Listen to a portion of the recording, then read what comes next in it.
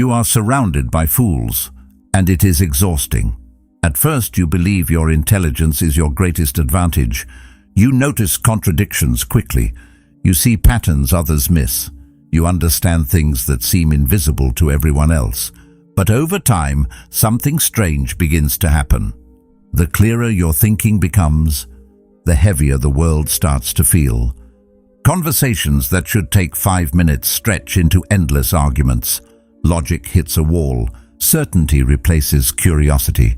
And you leave those interactions drained, not because you were wrong, but because being right suddenly feels pointless. The Stoics understood this long before our modern world tried to explain it. Marcus Aurelius reminded himself every morning that he would meet people who are arrogant, stubborn, and unreasonable, and that peace does not come from changing them. It comes from mastering your response to them. Because the real danger of foolishness is not ignorance. It is how easily it pulls your mind into anger, frustration, and wasted energy. The moment you stop trying to fix every mind around you and begin protecting your own clarity, something shifts. The world does not suddenly become wiser, but you become harder to disturb. Most intelligent people fall into the same trap. It usually begins with a simple assumption. They assume everyone else values truth. That assumption feels natural because it reflects how your own mind works. When you hear an argument, you immediately begin weighing it. You compare the idea with what you already know. You test it against logic, and if better evidence appears, you adjust your view. To you, that process feels normal, almost automatic. So when you explain something carefully, laying out clear reasoning and simple facts, you expect the same process to happen in the other person's mind. You expect them to pause, think, and reconsider whether their position still makes sense. In your mind, the goal of conversation is truth. But slowly, after enough frustrating experiences, a realization begins to form. Not everyone enters a conversation searching for truth. Many people enter a conversation protecting something far more fragile than logic, their identity. Once you see this clearly, many confusing interactions suddenly make sense. Think about the moments when you explained something clearly and watched the reaction change. Curiosity disappears, tension appears, reflection fades, and defensiveness replaces it. Their posture stiffens, their voice grows louder. The discussion slowly turns into something strange. Facts stop mattering because the conversation is no longer about ideas. It becomes about status and identity. When a belief becomes part of someone's identity, questioning it feels personal. It feels like an attack on their intelligence, their competence, or their place in the world. And the mind reacts instantly. It does not open itself to learning. It closes to defend what it already believes. Psychologists describe this pattern through what is known as the Dunning-Kruger effect. It reveals something uncomfortable about human confidence. People with the least knowledge in a field often speak with the most certainty. That certainty does not come from understanding. It comes from the absence of it. When someone knows very little about a subject, they also lack the awareness needed to see their own limitations. Ignorance hides itself from them. It forms a kind of mental armor that keeps doubt away. This is why someone who studies a subject deeply often sounds cautious, thoughtful, measured, while someone who barely understands the basics may speak with complete confidence. One mind sees complexity, the other sees simplicity, and simplicity often feels powerful, even when it rests on fragile foundations. But the deeper difficulty is not ignorance itself. Ignorance can be corrected when curiosity is present. The real problem appears when ignorance becomes emotionally protected.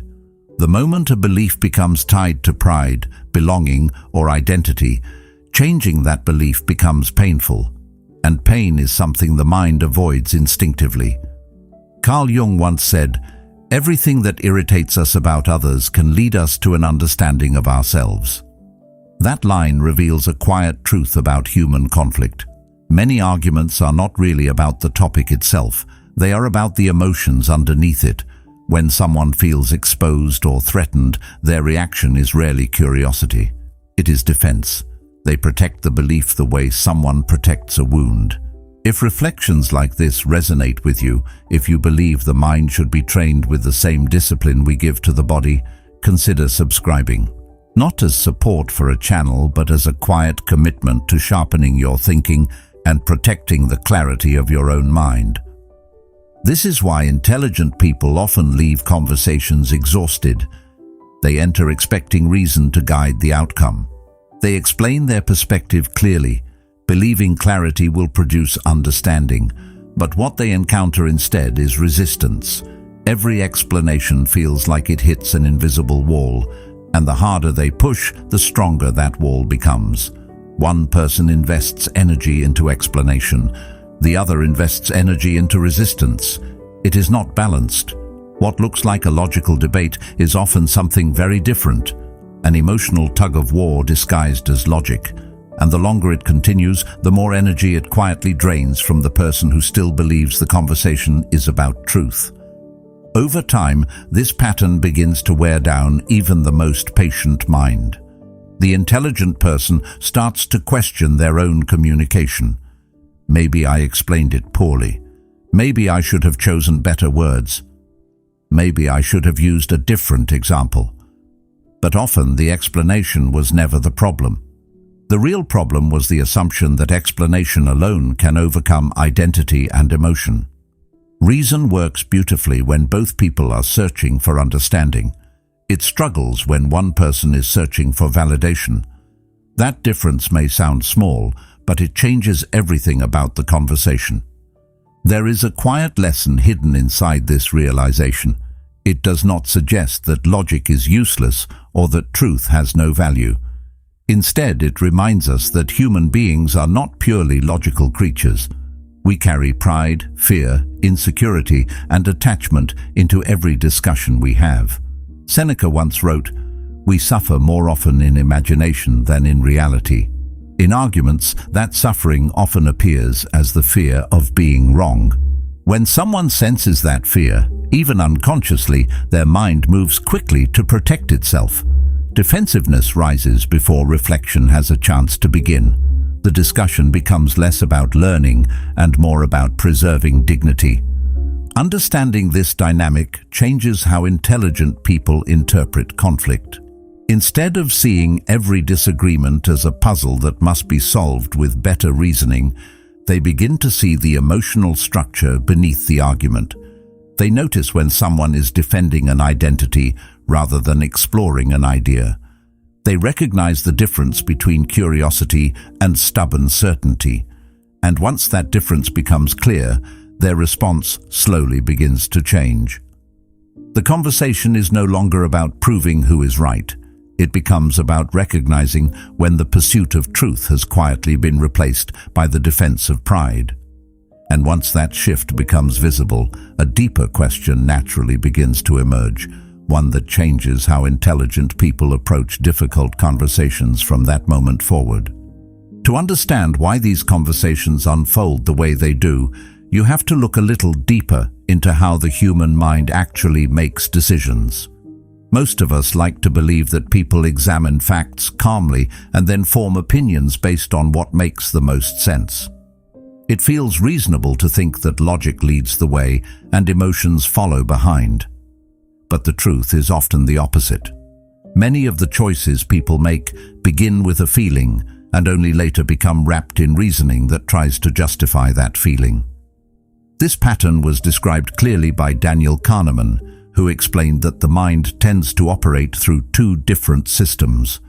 One system is fast, automatic, and emotional. The other is slower, more deliberate, and guided by careful thought. When you look closely at everyday conversations, you start to see how often the faster system is in charge, long before logic ever enters the room. The first system moves quickly. It reacts to tone, body language, loyalty, pride, and fear. It produces opinions almost instantly because it is designed to help us respond quickly to the world around us. The second system, on the other hand, requires effort. It slows things down. It asks questions. It examines evidence and searches for patterns that make sense. That slower process is where careful reasoning lives. It is the part of the mind that enjoys examining an argument piece by piece, asking whether the conclusion truly follows from the evidence presented. Many people who value clear thinking spend a lot of time in that slower space. They are comfortable analyzing ideas, weighing different perspectives, and adjusting their conclusions when better information appears. To them, discussion is a process of discovery. This is why logical explanations often fail to land the way intelligent people expect them to. When you carefully explain a concept, you are speaking from the slower system. You are presenting information, laying out reasoning step by step, and hoping the other person will follow the same path of analysis. But if the other person is operating mainly through the faster system, the message arrives in a completely different way. Instead of hearing new information, they feel pressure. Instead of evaluating the argument, they sense friction. The discussion stops being about ideas and begins to feel like a contest. The more clearly you explain your reasoning, the more intense that friction can become. Your effort to clarify the issue can unintentionally amplify their need to defend their position. This imbalance creates a strange dynamic that intelligent people often experience without fully understanding it. One person invests time and energy into building a careful explanation. They search for examples, refine their wording, and try to make the idea as clear as possible. Meanwhile, the other person does not invest the same effort in examining the argument. Their role becomes much simpler. They reject the explanation quickly and repeat their original opinion. From the outside, it might look like a debate between equals, but the energy being spent on each side is completely different.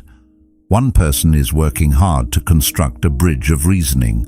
The other is simply standing on their side of the river saying, "The bridge is unnecessary."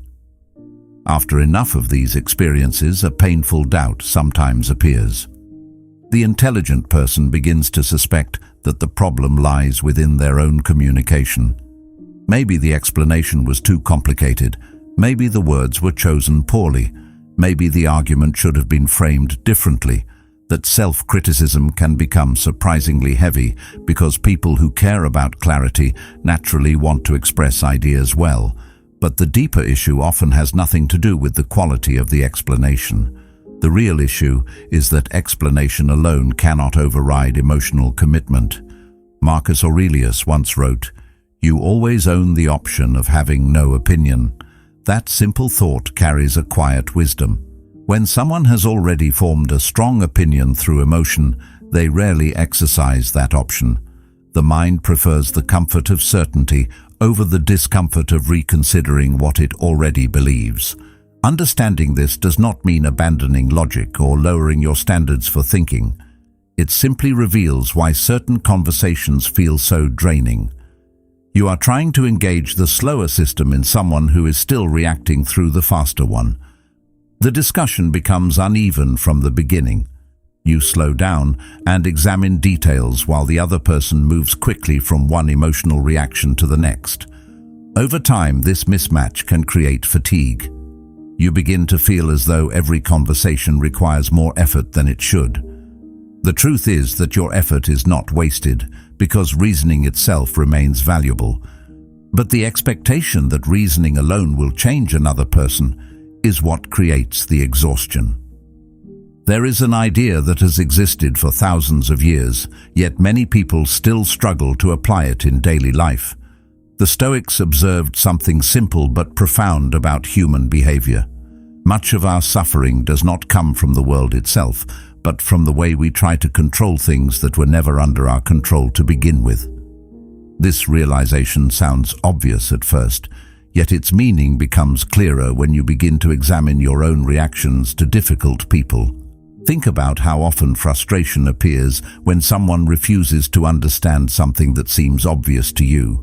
You explain carefully, you clarify your reasoning, you try to make your thoughts as clear and fair as possible, but instead of reaching understanding, the conversation becomes tense and circular.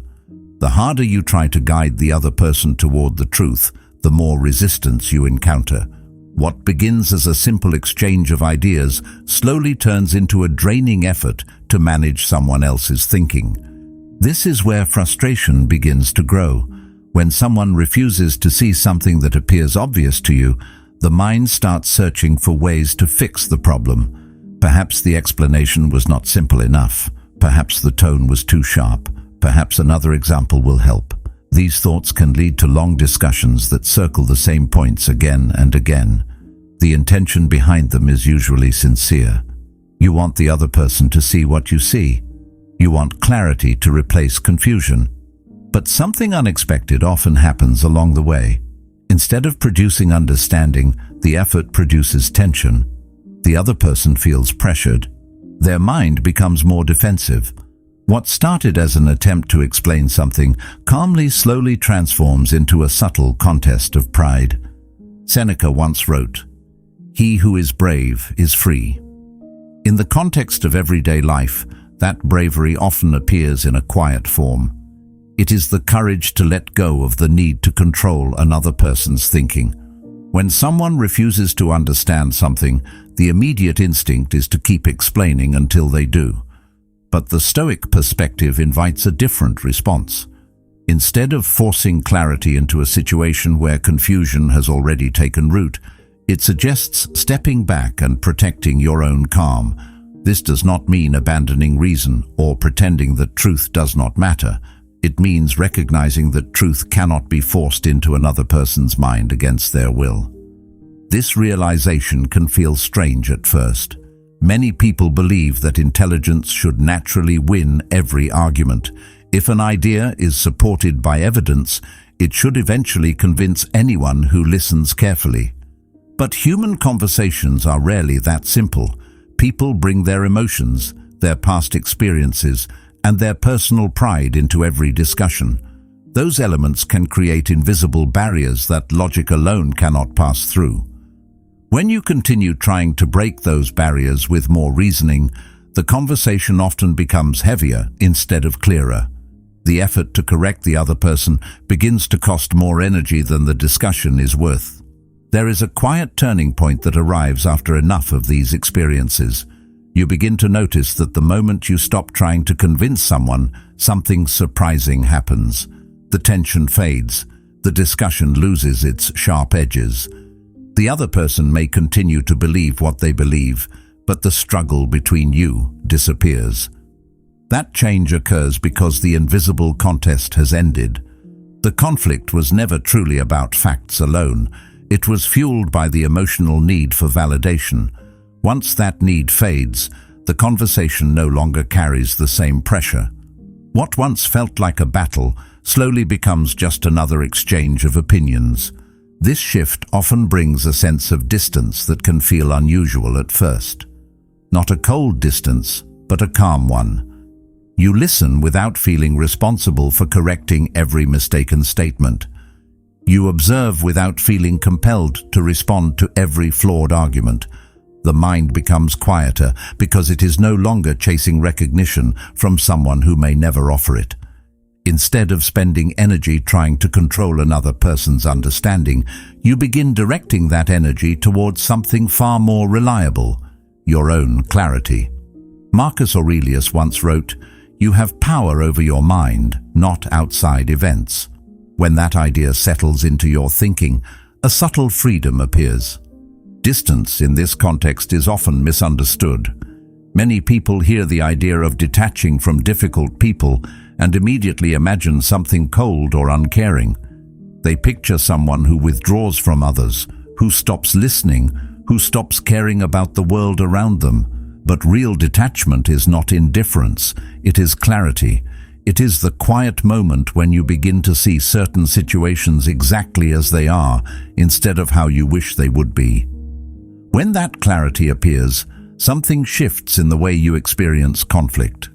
Conversations that once pulled you into frustration begin to look different.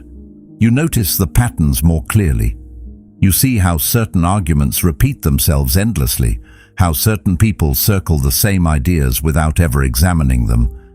And gradually you understand that trying to explain everything to everyone is not wisdom. It is exhaustion waiting to happen. Imagine trying to describe a beautiful building to someone who refuses to look at it. You could spend hours explaining the design, the structure, the balance of every detail, but none of it would matter if the other person refuses to lift their eyes. That is what many arguments resemble. The information is there, the reasoning is clear, yet the other person has already decided what they believe. When that decision has been made, more explanation rarely changes anything. It only creates more friction. Recognizing this is not arrogance, it is realism. It means accepting that understanding cannot be forced. It has to be chosen by the person who hears the explanation. This is why guarding mental energy becomes so important. People often treat their attention as though it is unlimited.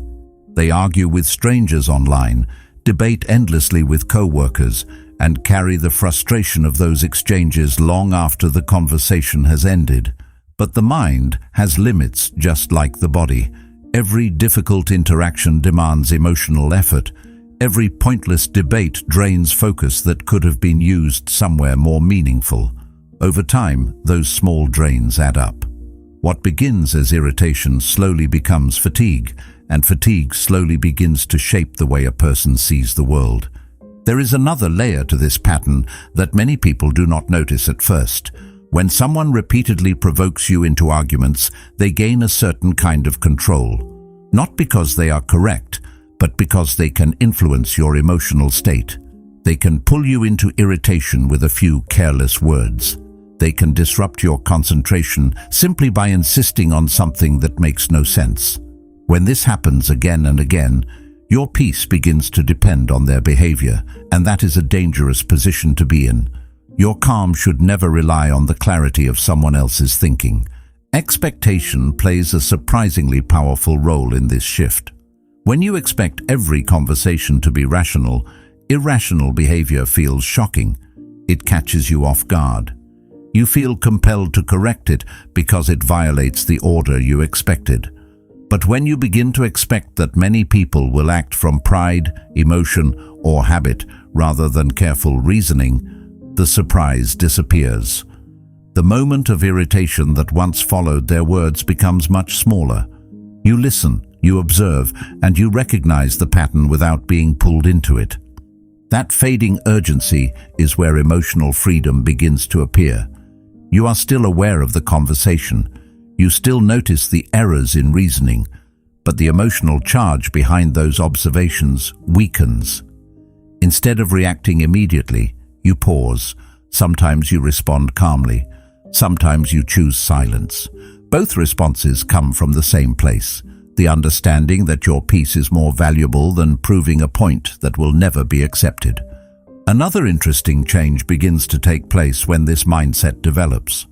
People who once seemed powerful in arguments begin to lose their influence over you. Their words no longer provoke the same reaction because the emotional hook is gone. They may continue speaking with the same certainty as before, but the effect is different. The conversation becomes lighter, almost observational. You notice the patterns in their thinking rather than feeling trapped inside the argument itself. Carl Jung once said, "Until you make the unconscious conscious, it will direct your life and you will call it fate." In the context of everyday conflict, that insight reveals something important. Many reactions happen automatically because we have not examined them. We respond with irritation because irritation has become a habit. But when you begin to observe that habit, you create space between the stimulus and your response. In that space, choice appears. You can decide whether the situation deserves your energy or not. This kind of detachment often surprises people who first experience it. They expect it to feel distant or isolating. Instead, it usually feels calm. You are still present in the conversation, still capable of listening and responding when necessary. The difference is that your mind no longer feels trapped in a struggle to correct every mistake you hear. The conversation becomes one small event within a much larger perspective. From that perspective, many conflicts lose their urgency. The need to prove yourself fades. The need to win every debate fades with it. What remains is a quieter awareness of how people think and how easily arguments can spiral when emotions take control. Once you see that pattern clearly, it becomes easier to step outside of it. And that step creates a form of freedom that is difficult to notice until you experience it. Over time, this clarity reshapes the way you approach difficult interactions. You listen more carefully, but you also choose your engagement more wisely. Some conversations deserve your full attention because both people are willing to explore ideas openly. Others do not. Recognizing the difference becomes one of the most valuable skills a thoughtful person can develop. It protects your energy and preserves your peace. That protection does not make you indifferent to the world. It simply means you no longer allow every careless opinion to disturb your mind. Instead of reacting to every statement that seems wrong, you begin observing how people think and why they hold the views they do. That shift from reaction to observation quietly changes the entire experience of dealing with difficult people, and it prepares the mind for an even deeper understanding of how influence truly works in human relationships. Many people assume that intelligence naturally expresses itself through correction. When something is wrong, the instinct is to fix it. When someone speaks with certainty about something that makes no sense, the impulse is to challenge it. But environments shaped by hierarchy operate differently. In those spaces, truth does not always move freely. Pride, status, and insecurity can quietly shape the atmosphere of every conversation. A person in authority may interpret disagreement not as a search for clarity, but as a challenge to their position. What might have been a simple discussion between equals becomes something more delicate. The intelligent person begins to recognize that understanding people sometimes matters more than confronting their mistakes. History quietly supports this lesson again and again. Many individuals who survived difficult environments did not do so by confronting every flawed decision directly. Instead, they learned how to move carefully around the personalities involved. They observed when speaking openly would help and when silence would protect them. They learned that wisdom sometimes appears in the form of patience rather than argument. Aristotle once said, "It is the mark of an educated mind to entertain a thought without accepting it." That idea reflects a subtle skill. You can hear an opinion, understand it fully, and still choose not to challenge it immediately. This does not mean you agree with it. It means you understand the environment well enough to choose your moment wisely. Consider how different this approach feels from the instinct to prove a point. The urge to correct someone arises quickly, especially when the error seems obvious. The mind sees a gap in reasoning and immediately wants to fill it. Yet in environments shaped by authority, that instinct can create unnecessary friction. A single correction, even when accurate, can trigger defensiveness in someone who feels their position is being questioned. The conversation shifts from the topic itself to the perceived challenge behind it.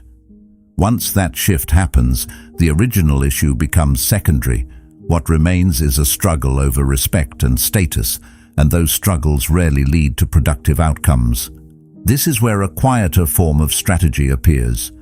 Instead of confronting every mistaken statement, the intelligent person begins to choose where their effort truly belongs. Sometimes the most effective move is not to argue at all. Sometimes it is to listen, acknowledge the other person's view, and continue working steadily toward the real objective. That objective may be completing a project successfully, protecting your professional stability, or simply maintaining a workable relationship. In these moments, silence can carry more strength than debate. It preserves energy and prevents unnecessary conflict while allowing you to focus on what actually matters. Of course, this approach demands something that many people find difficult. It requires releasing the constant desire to prove your intelligence. For thoughtful individuals, that desire often runs deep. When you have spent years developing your understanding of the world, it feels natural to want that understanding to be recognized. Being seen as competent, perceptive, or insightful brings a quiet satisfaction. But in certain environments, that desire can become a hidden trap. The more strongly you seek recognition, the more vulnerable you become to situations where recognition is withheld. Your sense of calm begins to depend on whether someone else acknowledges your reasoning. Carl Jung once observed, "Thinking is difficult, that is why most people judge." In many environments, especially those shaped by authority, quick judgments appear more frequently than careful reasoning. Recognizing this does not mean you must accept every flawed decision. It simply means you understand the psychological landscape you are moving through. When people feel threatened or insecure, their judgments often become rigid. Confronting those judgments directly can trigger reactions that close the door to meaningful dialogue. But patient observation leaves that door open. This patience changes the rhythm of your interactions. Instead of reacting immediately, you allow the conversation to unfold. You contribute when it serves the goal and remain silent when it does not. Over time, this approach creates a form of quiet influence. Others begin to notice that your words appear only when they carry weight. You are no longer speaking simply to prove a point. You are speaking with intention. And intention carries a different kind of authority, one that does not rely on confrontation to be effective. Eventually, the emotional landscape of these interactions transforms. The urge to defend your intelligence fades into the background. What replaces it is a steady focus on outcomes rather than appearances. You become less concerned with whether someone recognizes your reasoning and more concerned with whether your actions lead to meaningful progress. This shift produces a surprising sense of freedom. The energy once spent on proving yourself returns to you. Your attention becomes clearer, your patience stronger, and your mind quieter. And from that quieter place, a deeper understanding begins to form about how thoughtful people choose their battles and how influence often works best when it moves quietly rather than loudly. There is another realization that usually appears later, often after years of trying to correct every flawed idea that crosses your path. At first, the habit feels almost like a responsibility. When you notice weak reasoning or careless thinking, the instinct is to challenge it. You explain why the argument does not hold together. You point out the missing details. You offer better information. In many ways, it feels productive, even noble. After all, if someone sees a mistake, shouldn't they correct it? Shouldn't clear thinking be defended wherever it is threatened by confusion? Many intelligent people quietly carry this sense of duty. They believe that pushing back against poor reasoning is a form of intellectual honesty. And in the beginning, that belief feels energizing. It makes you feel engaged with the world around you. Each argument may seem small on its own. A few minutes explaining something here, a brief disagreement there, but every debate requires attention. Every correction demands focus. Even when the conversation remains polite, the mind must work. It analyzes the other person's reasoning, chooses words carefully, and tries to guide the discussion toward clarity. That effort might not feel heavy in the moment, yet over time the accumulation becomes noticeable. It is similar to carrying a small weight in your pocket every day. One day it seems insignificant. After months, the weight begins to feel unnecessary. You start to wonder whether it belongs there at all. This is where a quieter realization begins to form. The people who appear most calm are rarely the ones winning the most arguments. Instead, they are often the ones who choose their arguments carefully. They listen more than they respond. They allow certain statements to pass without correction. At first, this can seem surprising. You might wonder whether they simply missed the error or chose not to engage because they lacked a response. But when you observe closely, something different becomes clear. Their silence is not ignorance, it is selection. They understand that every conversation invites them to invest a portion of their attention, and they have learned that attention is one of the most valuable resources they possess. Epictetus once said, "If you want to improve, be content to be thought foolish and stupid." That thought contains an unusual kind of wisdom. When you stop reacting to every mistaken opinion, some people may assume you have nothing to say. They might even believe they have won the discussion. But in reality, something else is happening. You are choosing where your energy belongs. Instead of proving yourself in every exchange, you are preserving the clarity of your own mind. That choice may appear quiet on the surface, yet it protects something deeply important. Attention works in a way that many people rarely consider. Whatever you focus on shapes your mental environment. When your attention constantly moves toward conflict, the mind becomes accustomed to conflict. You begin anticipating arguments even before they appear. Conversations feel tense because you are prepared to defend your position at any moment.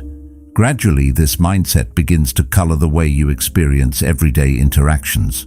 The world starts to look like a series of debates waiting to happen, and when that happens, the mind rarely finds rest. The Stoics recognized the value of attention long before modern psychology began studying it. They understood that the direction of your attention determines the condition of your inner life. Marcus Aurelius once wrote, "The happiness of your life depends upon the quality of your thoughts." When your thoughts are constantly occupied with correcting others, happiness becomes difficult to maintain. Not because the pursuit of truth is wrong, but because the constant effort to defend it can exhaust the mind. Protecting your attention means recognizing that not every flawed opinion deserves your focus. There is also a deeper psychological layer behind this pattern. Many intelligent people discover that arguing can become a subtle habit. It offers stimulation. It provides a sense of engagement and even a small rush of satisfaction when a point is made clearly. Over time, that satisfaction can quietly encourage the habit to continue. Without realizing it, the mind begins seeking opportunities to debate simply because the activity feels familiar. But habits rarely ask whether they serve our long-term well-being. They simply repeat themselves until we choose to examine them. Carl Jung once said, "The privilege of a lifetime is to become who you truly are." That process often includes recognizing which habits quietly shape your behavior. When you notice that constant intellectual conflict has become a pattern, the awareness itself creates space for change. Instead of reacting automatically, you begin asking whether the conversation in front of you deserves your energy. Sometimes it does. Meaningful discussions can sharpen understanding and deepen connection, but many other conversations do not offer that possibility. They circle around fixed opinions without moving forward. Once this distinction becomes clear, the urge to respond to everything begins to soften. You start listening with a different intention. Rather than searching for errors to correct, you observe how people think. You notice which discussions invite curiosity and which ones revolve around pride. This observation changes your role in the conversation. Instead of feeling responsible for correcting every mistake, you allow some ideas to pass without interruption. The silence that once felt uncomfortable begins to feel natural. Over time, this shift produces an unexpected result. Your mind becomes calmer. The constant pressure to respond fades. Conversations that once drained your energy now pass by without leaving the same emotional weight behind.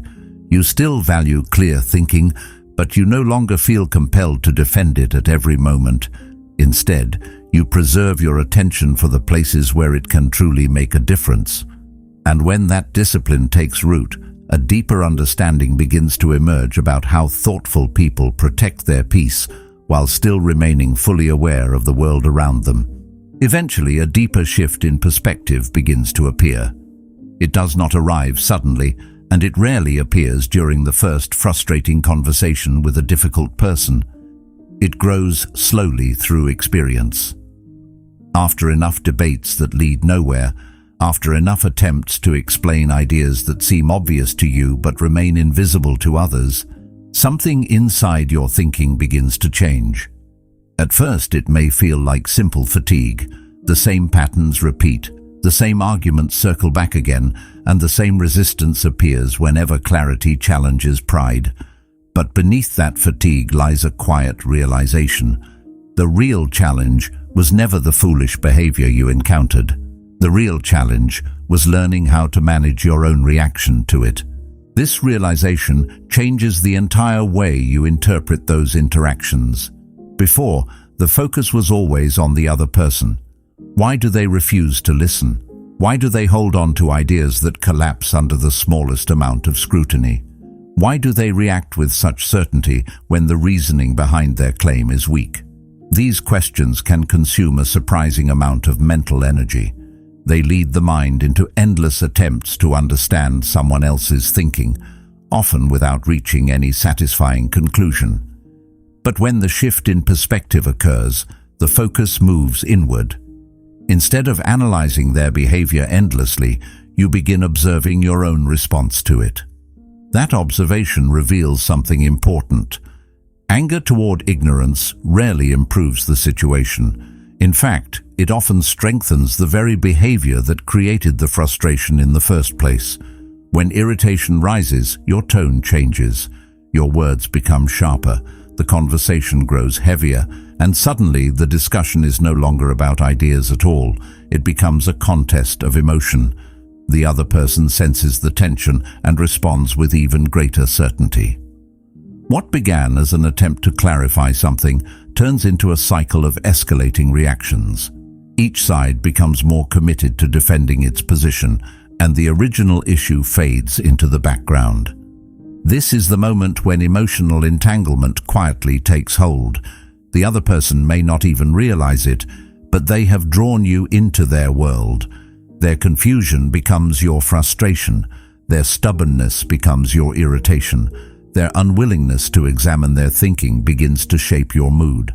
The conversation leaves a trace that lingers long after it ends. You carry it with you while working, while resting, even while trying to focus on something entirely different. And the strange part is that the person who triggered that reaction may not feel any of this weight at all. Recognizing this dynamic leads to the most important change of all. Instead of trying to control their thinking, you begin controlling the distance between their behavior and your emotional response. The moment you step back internally, something remarkable happens.